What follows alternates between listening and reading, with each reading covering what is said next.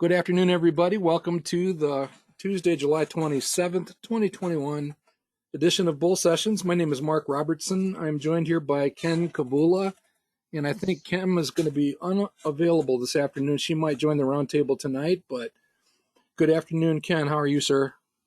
I'm doing real well, Mark. I've caught up with my brothers and my family, and I'm all ready to go. I've listened to all their woes, and I'm feeling on top of the world, frankly. So Nice. yeah, That's really good.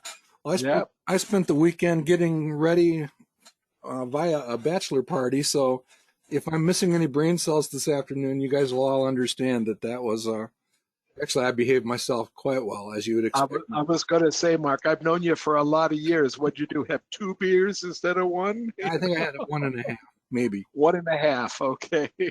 I will say that we went to Founders Brewery in Grand Rapids. If you've not been there, and anybody who's listening in from the mid-Michigan or central Michigan area, that was a pretty good experience. Founders it makes some good beer, and the brewery itself is really a nice place. You're right. And now I'm assuming you still have a roof on your house, Ken? Yes, the tornadoes went a little bit west of us, about 15 miles west of us. So we had some pretty good wind, but that's about it. And rain to beat the band. It beat down a lot of our flowers. Natalie had to go out and stake a few of them to get them to stand up again. But for the most part, nothing that was serious damage.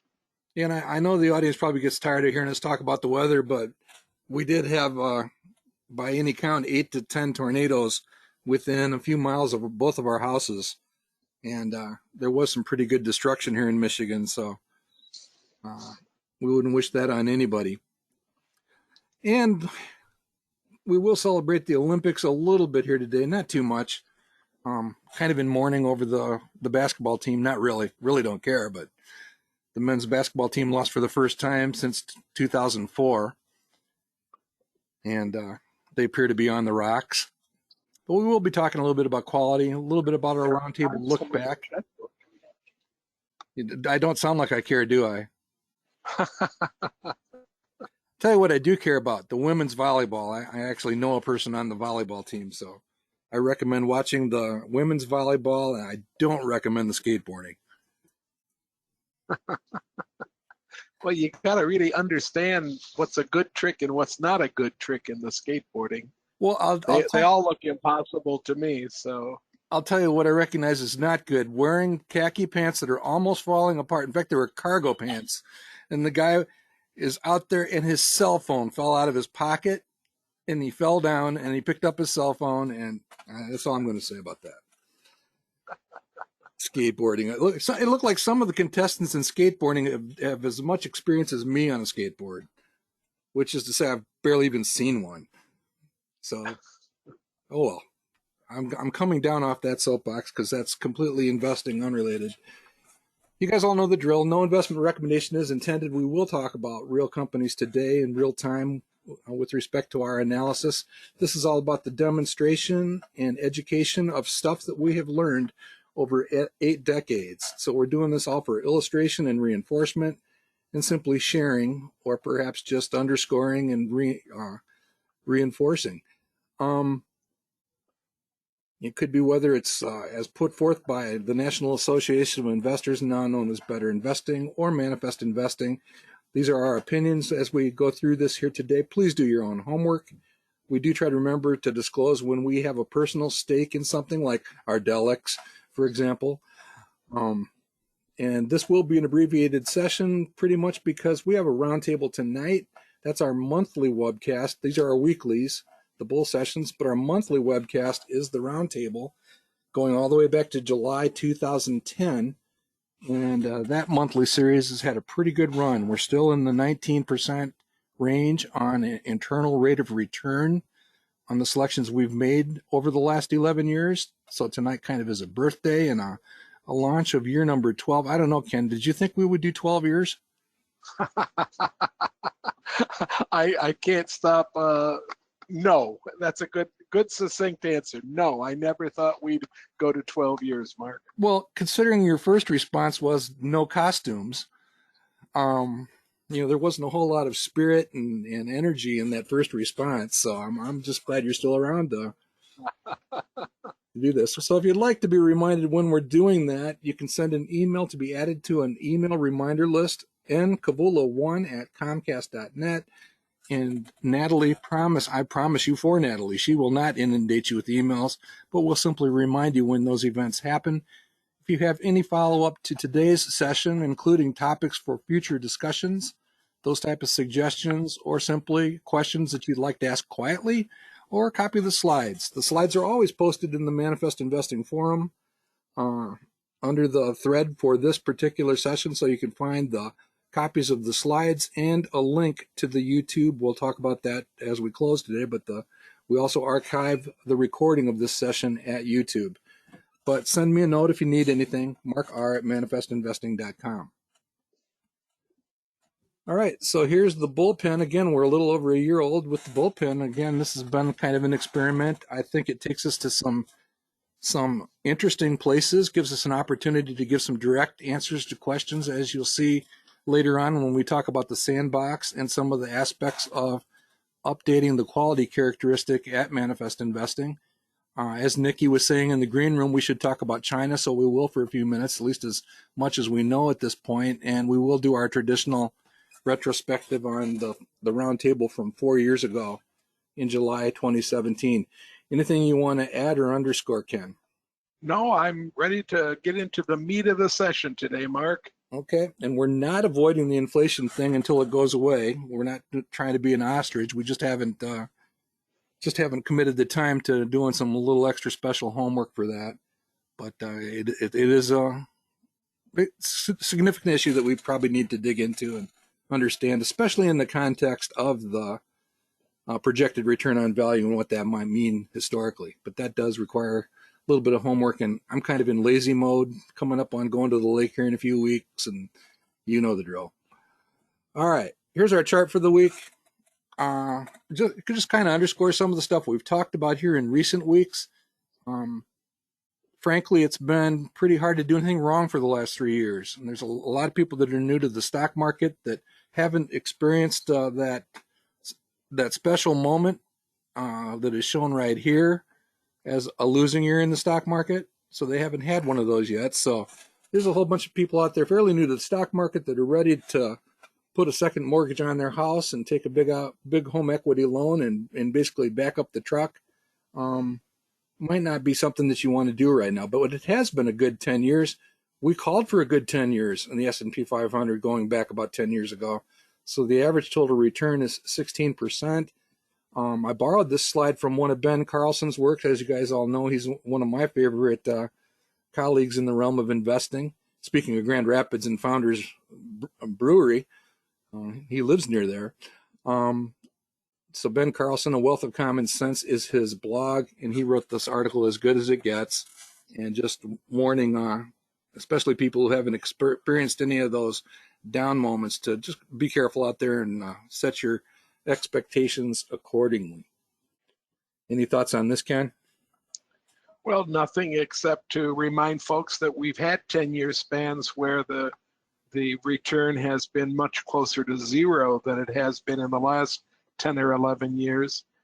And to also make the point that while these numbers are extraordinary, they still have really broke the average return number of about 10% going back decades.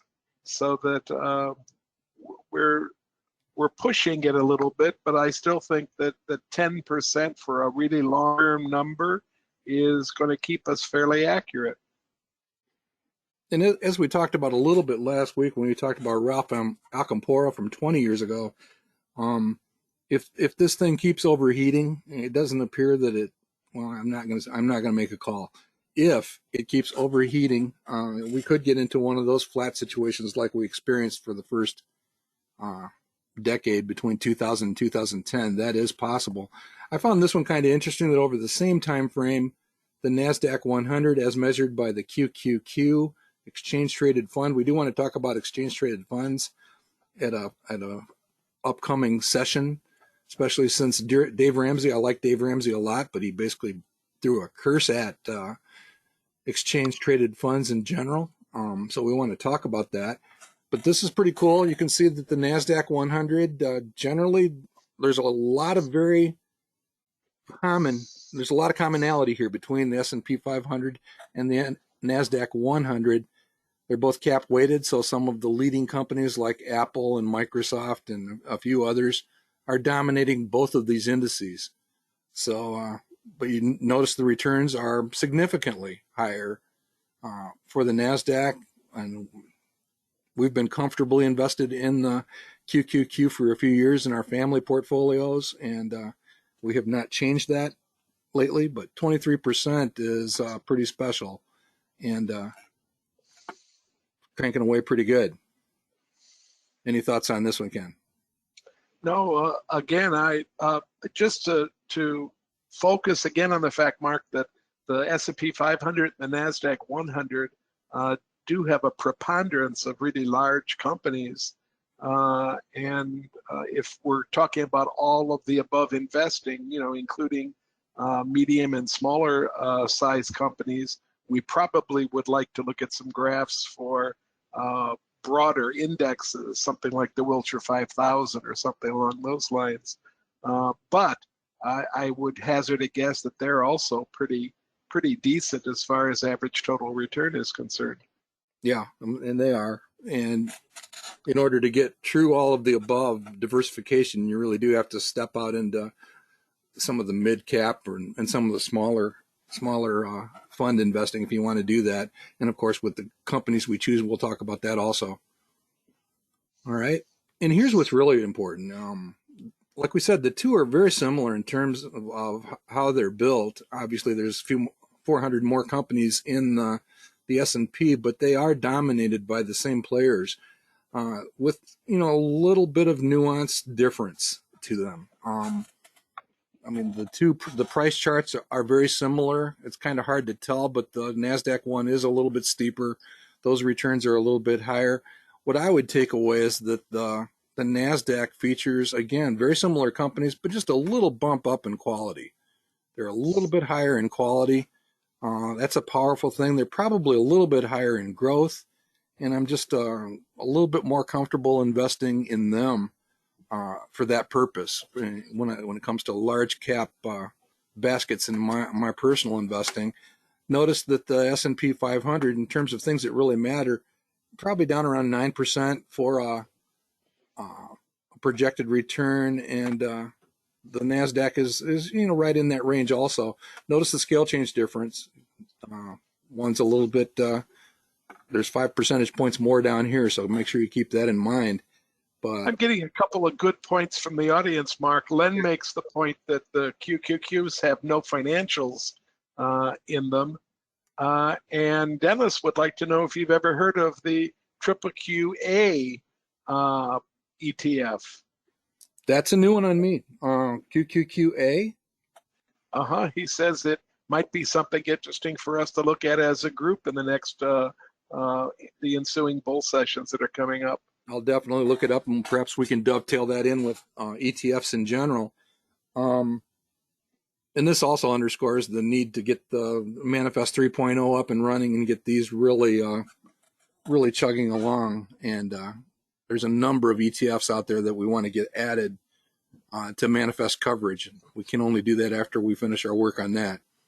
But this is what really matters: the quality and the return expectations of these animals, and if you go out looking for something to beat it. So that's our chart for the day or the week.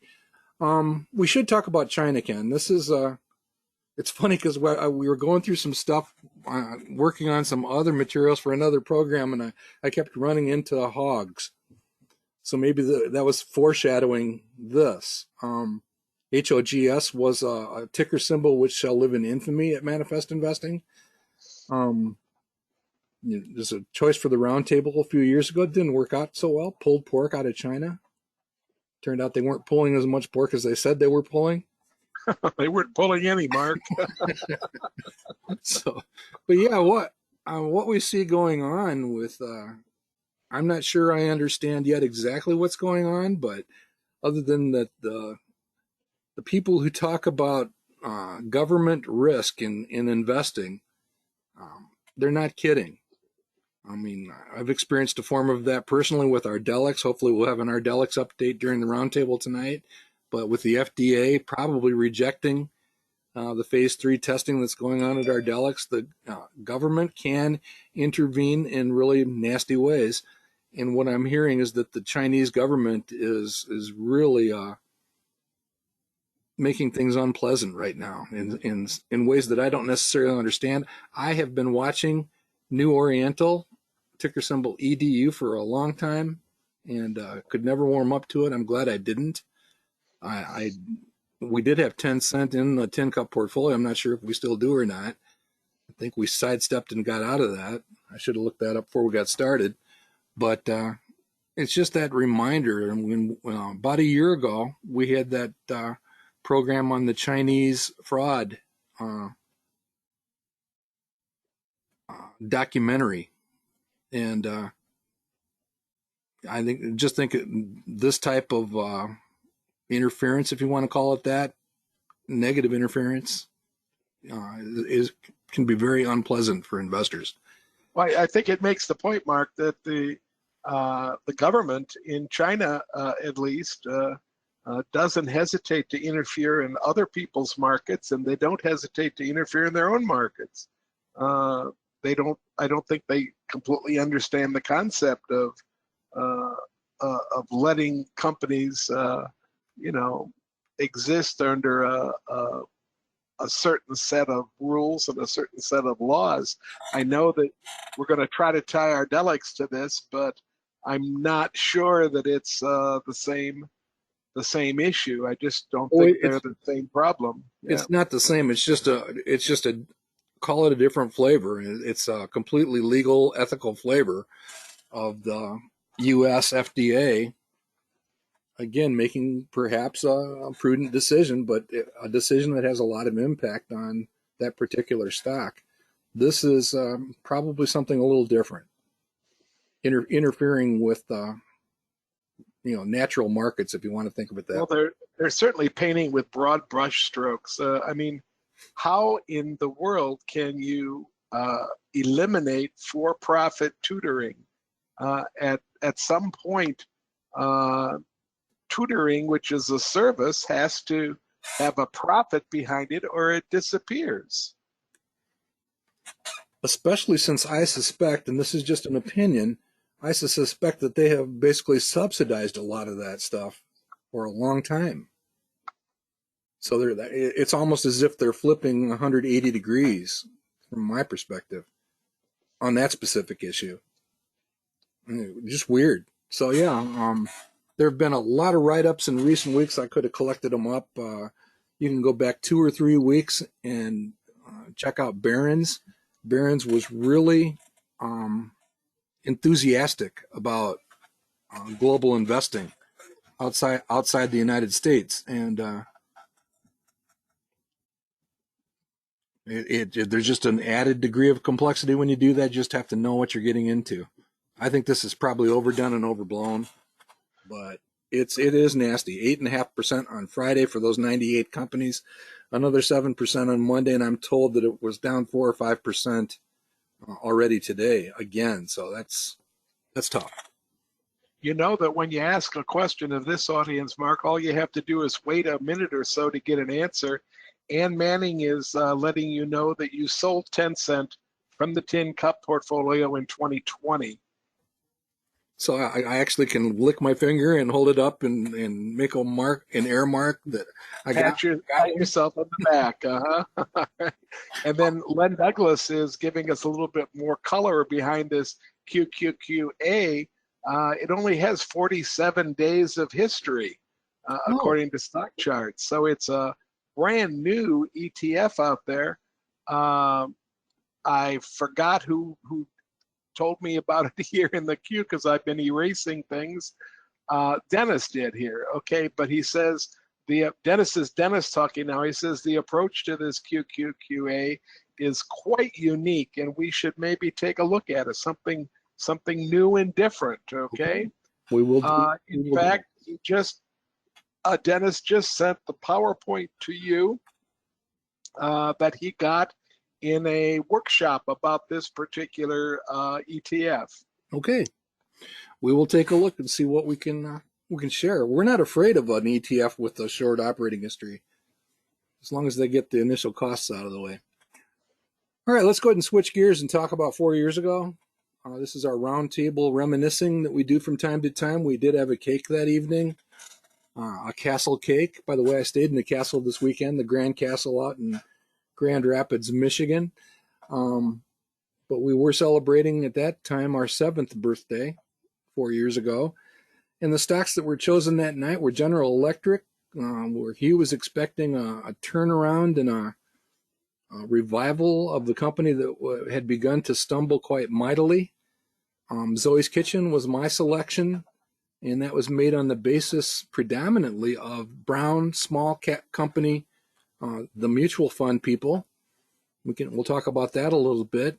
The old price line was size selection, and then this is one that has been brought up a few times, so I'll let Ken talk about this one while he pats himself.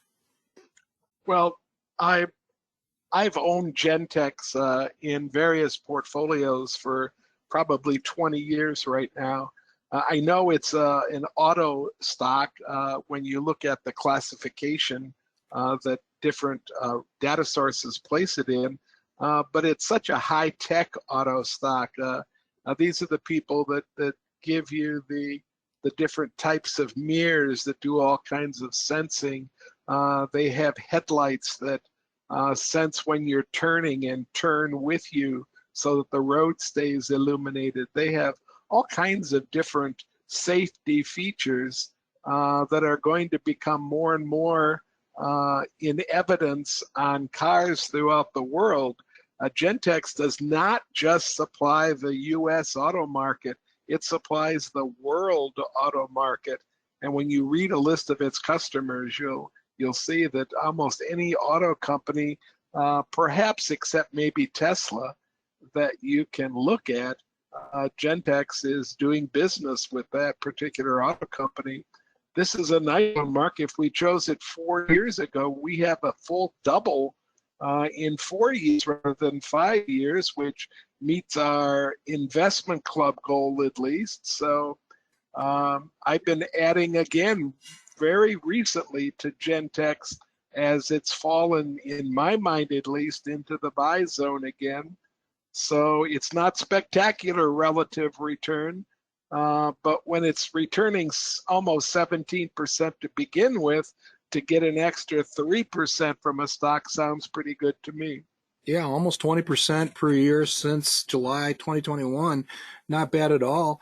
Booking has done well. I wouldn't panic with Booking by any means. If we'll take a little bit closer look, but that's certainly pandemic impacted.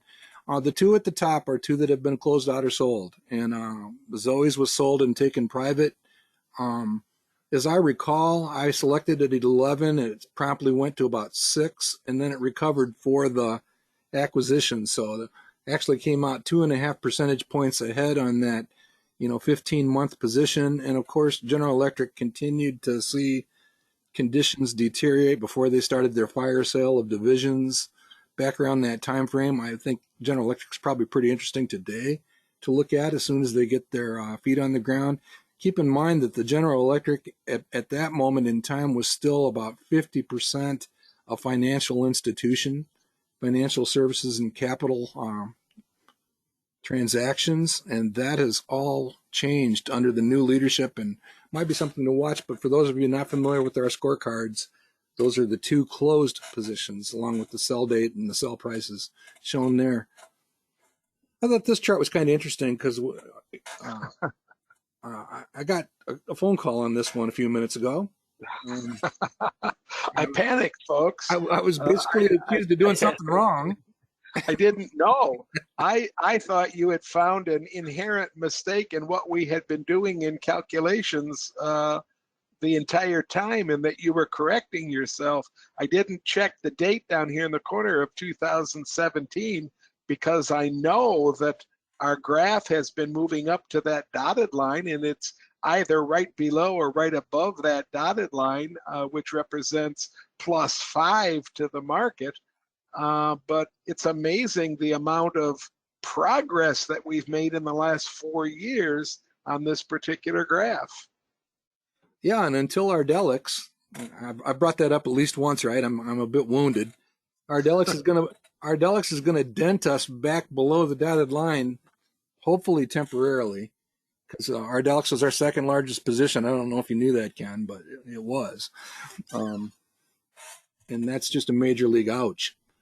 But yeah, this is the chart from back then. We were doing pretty well. We basically had the portfolio in position to do extremely well, and I'll just leave it at it's been kind of fun. Here's a look at Priceline back at the time. This is from 4 years ago when Cy made the presentation. You can see the up, straight, and parallel, which changed with the pandemic. And that's what really changed. I mean, this projection was basically on course. You see that right here. This is just a revenue chart. And you can see what the pandemic did to sales or revenues at Priceline. I think, and now booking, of course, I think that hopefully is a temporary condition, and they probably will recover and head back to that trend characteristic. But they were zooming along pretty well, doing okay. I think, for me, this is going to be an example of one of those companies that we should just say they're basically cratered by the chasm. Hang in there and just let it keep running, because booking is one of our top holdings today in the tracking portfolio for the roundtable. I'm not especially eager to unload it either, Mark, and I don't think this one turns around as quickly as some of the other reopening trades have turned around. I know that a lot of leisure travel is booked on Priceline and everything, but this company does an awful lot of business with business travelers. Yep. So that I would want to see business travel start to open up again. And, the talking heads that I listen to are telling me that's not going to happen until September. And if the Delta variant, if we don't get a handle on what's going on with it, it might even be October or November before we start to see some of these things return in any kind of significant way. Yeah, the flat spot could persist, and the sluggishness might be there for a while, especially with the Delta variant. We did get some good news out of Europe and Great Britain with a decline in the amount of impact from Delta, so let's hope that continues.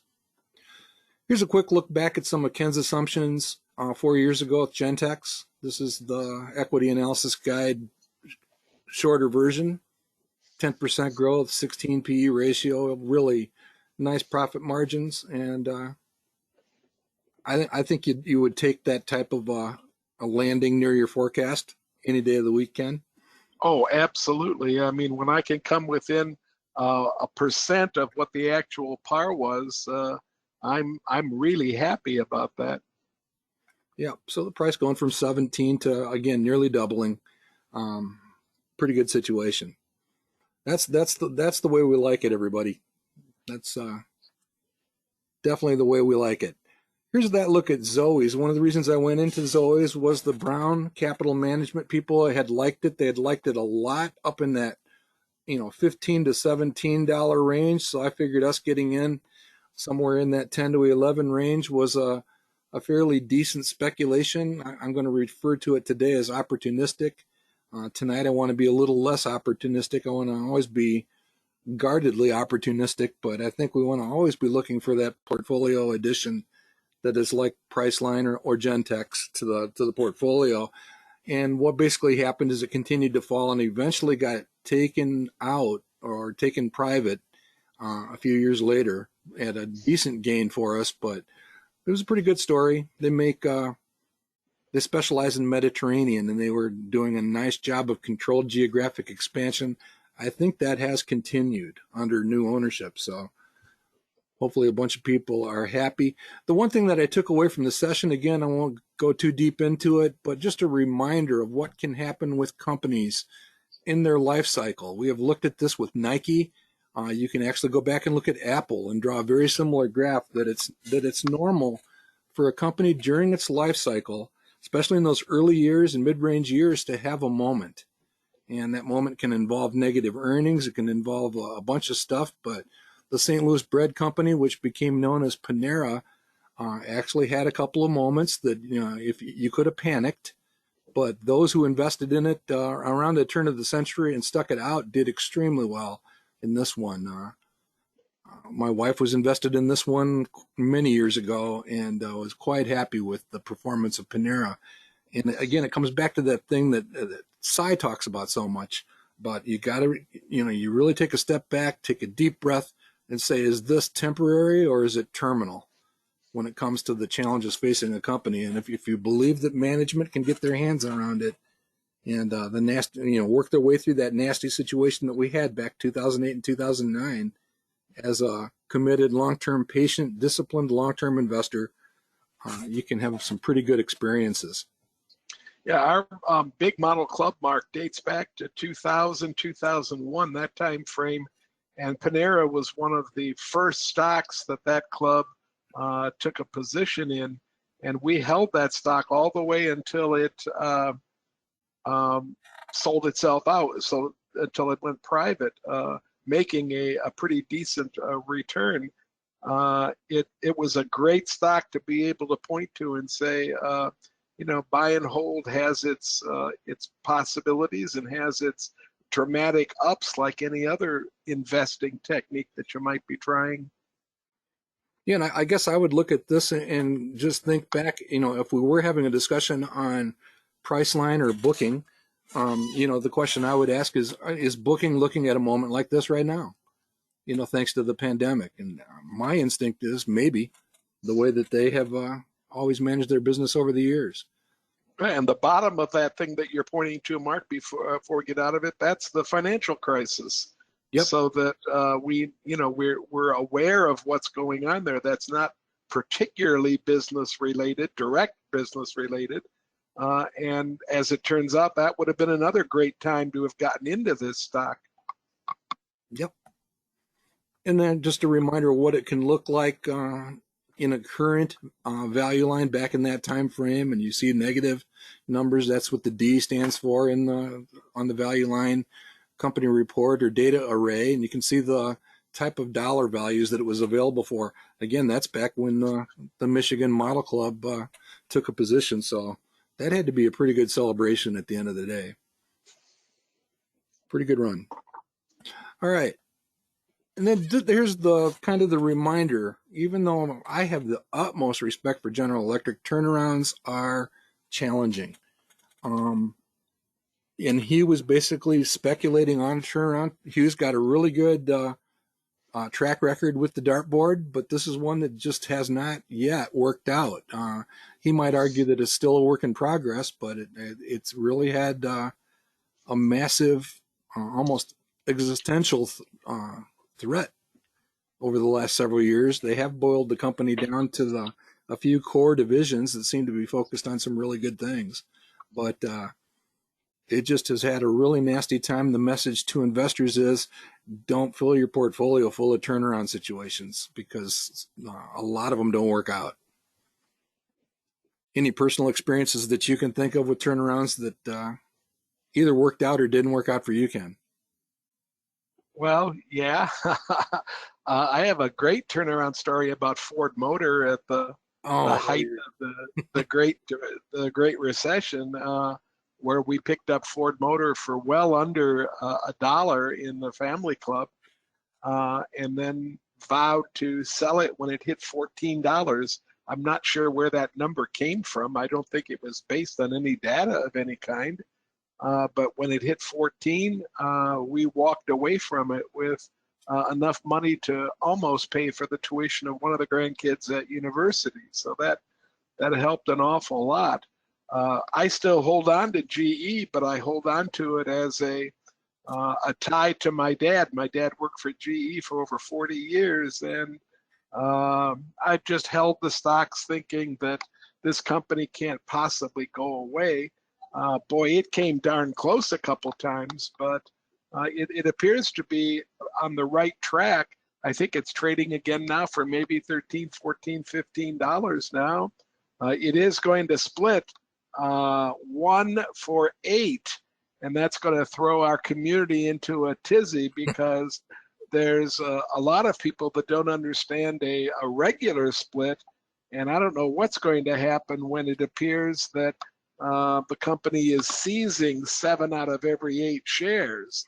So we'll have to see how the emotions work with the people in our community. I know that GE is still held by a fair number of people in the better investing community. Yeah. Yeah, that can be a real negative vibe, reverse split. We did talk about that a few weeks ago. It might have been the week that you were out running around on the road. Well, we talked about the reverse split. Yeah, it seems ill-advised to me, but they've made the decision and it's going to happen. So that's what I said. Well, speaking of splits, the NVIDIA split 4 for 1, the right kind of split, did affect the dashboards. They have been fixed at Manifest if you go to the main control center for the Groundhog Challenge dashboards. But the official scoreboard keeps track of that stuff automatically, so that hasn't changed. Again, a lot of really cool clubs up at the top of this chart. Notice that the rhinos are fading down the list a bit. Knock on wood, that's always kind of fun to beat up on them. But the leaders remain the same. The scoreboard is here just basically to keep track until we get the scoreboard up and running on the homepage at Manifest. But yeah, any thoughts, Ken? Well, I'm glad that I'm staying on the top 40 list right here. We just got a note from Sean telling me that GE's done extremely well in the last 12 months. It's up over 20% at that point. Sean, all I have to say to you is that my basis in GE is still above $50. So I'm gonna got a little bit of ways to go to even bring it back to where it was when my dad was alive. So yeah, our cost basis was $30 for the ones I set on fire in the backyard. Just kidding. I'm just kidding anybody out there who's worried. All right. So we did bounce back a little bit. The market is actually chugging ahead stronger than the average groundhog, which is rare. 39 of you continue to lead the market. By the way, I just crossed into triple digits, so I'm not happy about that. So as the official scorekeeper, I could probably find some way to fix that. And Sean, I know you're listening. You're at least 20 places ahead of me. But we do note that Kathy Wood has moved up, and she may make sudden moves here now. She's up from 137th to 135th. All right. A couple topics before we close out today. I got a couple questions within the last few days about how often is the quality ranking updated at Manifest. And again, just wanted to reinforce what it is and just ask you to think through a little bit as to what the answer to that question entails. Keep in mind that the database is continually updating at Manifest Investing. The 4 components of quality, and no one is more important than the others. This is actually our old graphic, but I did want to leave the financial strength big just to make a point here. But the four components of financial strength are the financial strength of the company, the earnings stability, basically the straightness of the trend, the historical data and the forward-looking data. That's what makes the earnings stability at Manifest different than the earnings predictability at Value Line.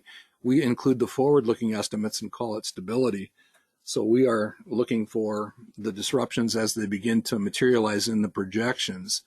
The relative growth and the relative profitability is just simply comparing that company's forecast growth and forecast profitability versus its competitors and peers. So those are the 4 pieces. So the answer is it depends.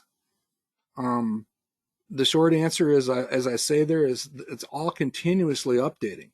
The biggest update is going to happen quarterly because if for instance, Value Line takes a company from a a B rating to a B++ with their financial strength, that's going to be like a step change in the quality ranking, certainly in the financial strength component.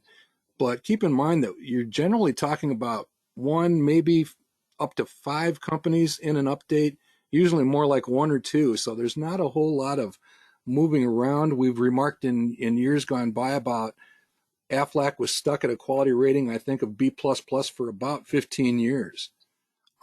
So when I say fairly static, that's an understatement. That's kind of sugarcoating. But as an example of something that can happen between value line updates, because we basically just track along with the value line updates for our updates of the database entries, the effective interest rate, which is simply the amount paid in interest on the mortgage. Think of it just like a mortgage versus their long-term debt. A lot of times those updates will actually trickle in between the value line updates, so in the middle of that value line cycle. So that can happen, and that's one of the components of our financial strength rating at manifest. So that's an example of something kind of tweaking away. Also keep in mind that that they're one of now 27 or almost 2,750 companies, and you update, they're all ranked against each other, right?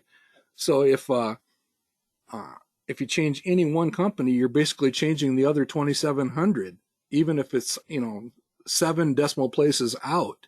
That's what I mean by microscopic. Ken's probably going to yell about me about mixing science and math, but that's what it basically amounts to. Keep in mind that if one company improves, you could actually have a situation where it actually does affect other companies. So, and that stuff is going on continuously because the analysts are changing their projections for revenues and earnings, over the next 3 years. So the numbers are floating around a little bit. So that type of impact never stops. But again, the most material ones, the most significant ones that you'll see in the percentile rankings are going to be the ones like the value line shift, and that is quarterly. Any comments or questions to that, Ken, that I may have made? Well, the only other thing that changes this, 2 of the quality standards are based on the industry that the company happens to be part of, and there are times, it's not frequent, but there are times when there'll be a significant debate on whether or not we have the company placed in the right industry, and we're kind of loath to change the industry unless we have really good reasons to do it, because we know that that's going to have an impact on the quality rating, sometimes a significant impact as you go from one industry to another with different profitability characteristics and different growth characteristics. When some of the data sources make big moves in changing their classification systems, that moves us to worry a little bit about where some companies, I guess the most recent change was in the communications area, when some of our companies went from being tech companies in tech industries, they moved to communication services companies with a whole different set of peers and a much smaller set of peers. And that really impacted quality ratings for some of those companies. So we have to keep all those things in mind. And Mark's right, in an ideal world, with a spreadsheet that's updating constantly, all of these numbers are changing every time you change one number on one company. And that's important to internalize, even though we don't see the results to a whole number or to a tenth of a decimal on a very regular basis. And just be forewarned that anybody who wants like 6 significant digits to the right of the 0 in any of our characteristics, Ken will figure out where you live and he'll come and slap you. Yeah, you need somebody to stand in front of you and slap you around a little bit if that's what you want. All right. I think we'll close with this one, Ken. Where can I find information about using the dashboard worksheet? This probably deserves a whole session of its own, so let's just talk about finding where it is and encapsulating how it's used. And since your name was taken in vain, do you want to? Should I switch control to you and If you allow you to switch demonstrate? control, I have the dashboard up for our model investment club. Yes. Okay, you should be able to receive it. Okay, and you should be seeing a dashboard right now. Is that right, Mark? That is correct. Go ahead. Okay, this is the dashboard for the Mid-Michigan Model Investment Club.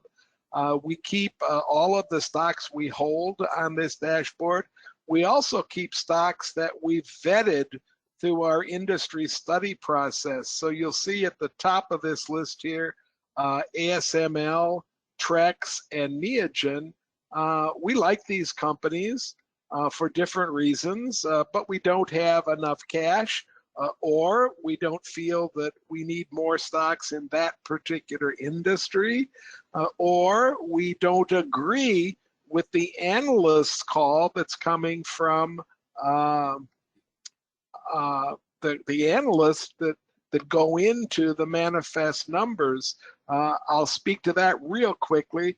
ASML looks like it's a really great par value, but when we project a par value for ASML using what we think is a more reasonable projected PE value, we don't get a par anywhere near 13.4, and therefore it's not part of our portfolio at this time. What do we use a worksheet for, though? That's the question for today. And the worksheets come about up here in this corner, where if you open up that pull-down menu and you press worksheet, you end up with something that looks almost exactly like your dashboard with a few additions. The first thing I would urge you to do is to reset any worksheet before you're going to start to work on it. That makes sure that your worksheet matches your original dashboard. So I'm going to just press reset. It's a fast process. Now it's done. And then because I'm going to make this just a touch, got to move my thing out of here, because we like to,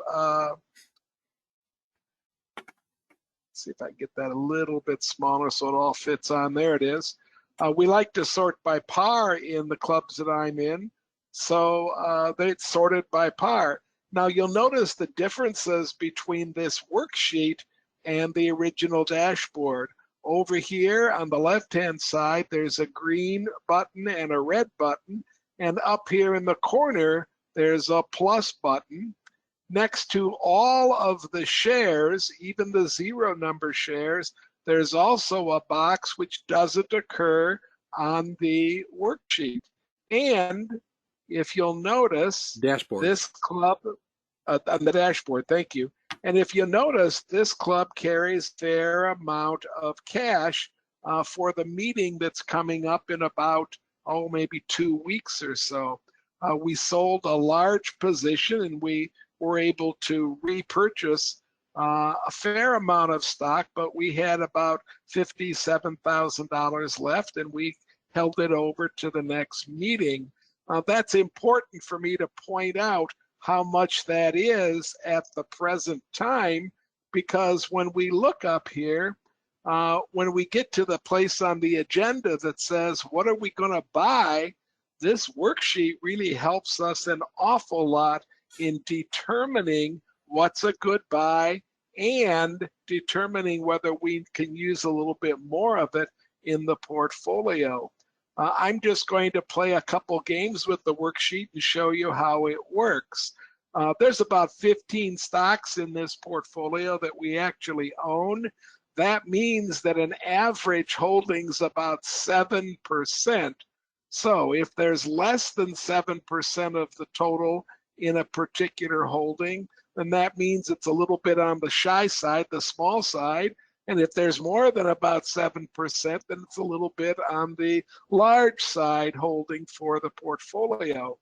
We just began to create a position in Google.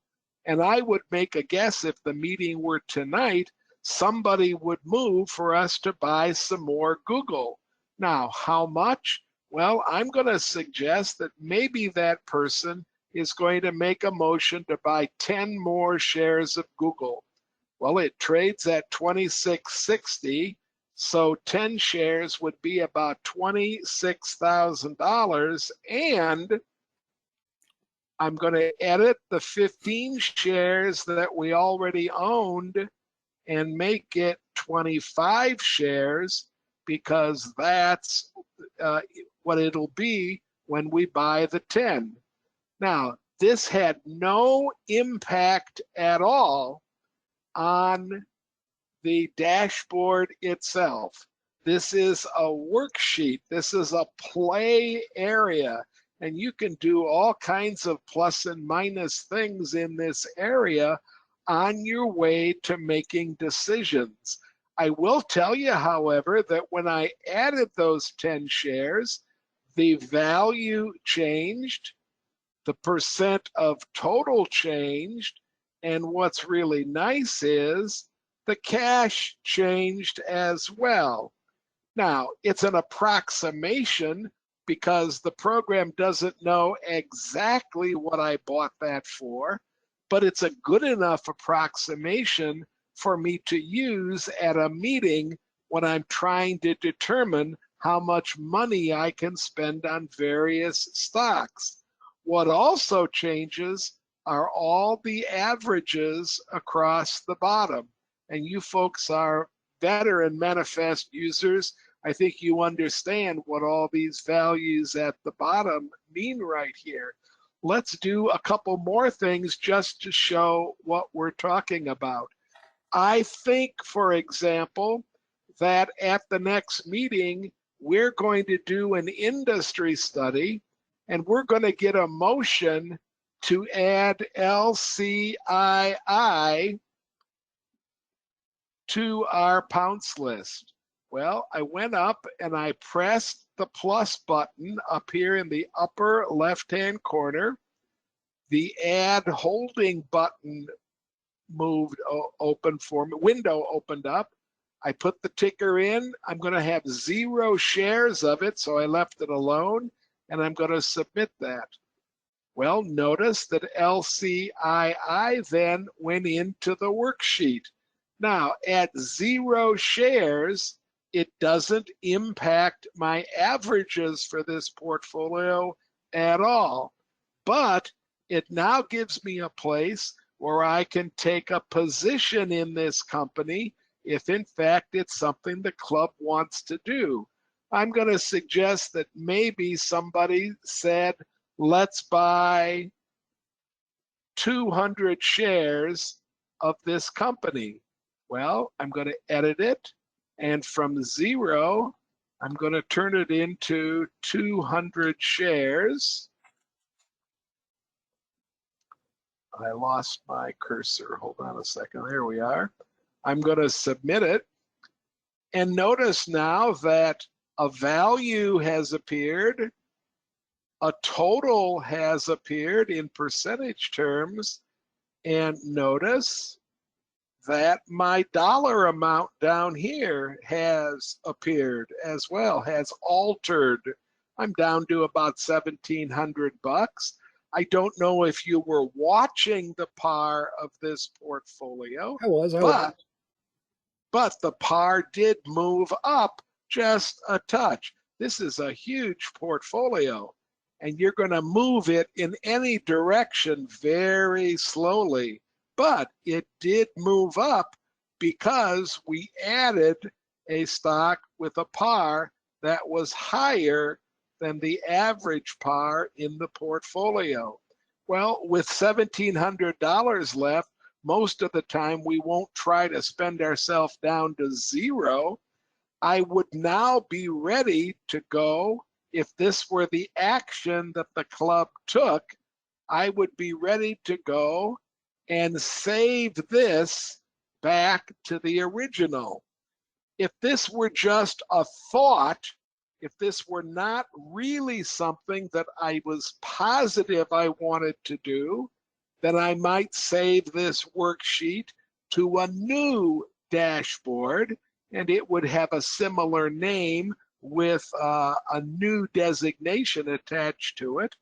And it might be that I just want to play around and try some other ideas.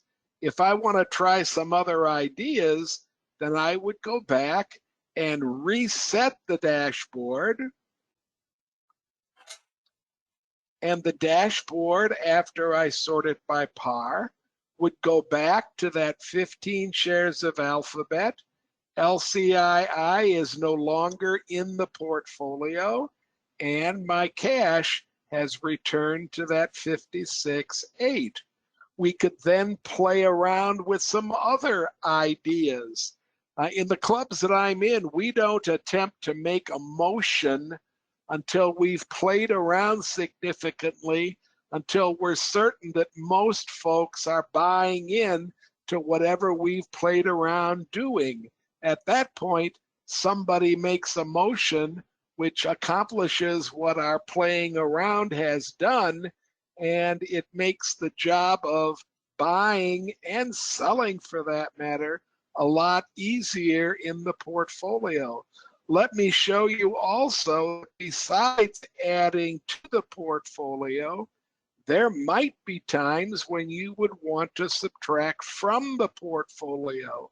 Right now, O'Reilly is our lowest par stock, and we might decide that we want to harvest some of this significant profit in O'Reilly and put it into our cash so we can spend it. Well, that's an easy send it to thing purgatory. to do, Mark. Send it to purgatory. Well, okay, let's say we want to sell the whole thing. Okay, in that case, I use the red button. You can use the green one, purgatory. Hold on. Oh, I know what. Okay, I see what you want to do. If I were certain I want to make it leave the portfolio, that's the red button. But how about if I'm going to just send it? Mark's calling it purgatory. Well, I clicked it, and that put it down beneath the dashboard. That allows me to consider it later on, but it did take all that cash and it added that cash right there. Now, it also lowered the par because the par for cash is extremely low. It's only 1.3%. Keep that all in mind. Everything works with everything else. Notice that the rest of our bottom of the list here are pound stocks. We love these stocks. They're just too expensive. And that happens sometimes when you're trying to deal with a portfolio. You could also have taken, I'm going to put it back into the portfolio. Cash has readjusted itself. And you could also take and maybe just sell off 25 of those shares to generate some cash for you to spend. And again, when I sold off 25, that adjusted the amount here, and it adjusted the amount here. This Sandbox, if you will, is such a neat tool. And if you ever get yourself so wound up that you're all mixed up, you can always start with a completely new reset and a completely new worksheet. Just remember that when you finally get to where you want to be, you want to make sure you save it in the original, or if you're not quite sure where you want to be, then make sure you save it to a new dashboard. Do we have questions, Mark? Oh, I was asleep at the wheel. Okay. It does look like, let me check here real quick. Just people saying that they like the worksheet. Great. I got one question I noticed. Can I delay? I'm not going to save this anywhere because this is a real club, okay? But I am going to go back to my dashboard. If I go back there, I don't change the dashboard at all. So here we are going back to the dashboard. I'm going to sort it by par. And then the question was, can you eliminate a dashboard from your list of dashboards? You certainly can. When you're on the original dashboard, all you have to do is click up next to edit, and you can see down near the bottom, you can delete it. You can also print a copy of your dashboard. And if you're really, really looking to do some manipulation, you can export a copy of your dashboard to an Excel spreadsheet. That's that XLS. That's an Excel spreadsheet. And I'll tell you, I use that function on a fairly regular basis with some of these larger portfolios. Questions? Anything else? No, I'm showing no more questions. People are appreciating the fact Great. that we went through this. Yeah, Great. I've actually visited clubs where they're using this exercise that Ken just took you through as a part of the proposal to buy or sell a stock, and we probably could even do a little more of that in some of our demonstrations. I do use it for the tin cup portfolio every month, the Sandbox or the worksheet function. All right, Ken, do you want to go ahead and switch back to me, and we'll close down for the session? It's coming, Mark. Give me just a moment here. I can get it if you're trapped. You should have it now. There you go. Okay. Again, in the worksheet or in the slides for today's session, here's just a couple of placeholder slides. I do like to reinforce that this is a button function, and this pull-down menu thing that Ken referred to here, think of it as a button, and it just opens up these different options. And then, as Ken was showing, the different things that are possible once you're in the sandbox, and how a worksheet, which again is just a clone of the original dashboard, that you can play what if games with. So that is there in the slides for the program. We will record this session and make it available at YouTube. If you search on Manifest Investing, you can find archived versions of all the bull sessions, all of the roundtables, and our expected turn reviews, along with any special educational sessions that we will do from time to time.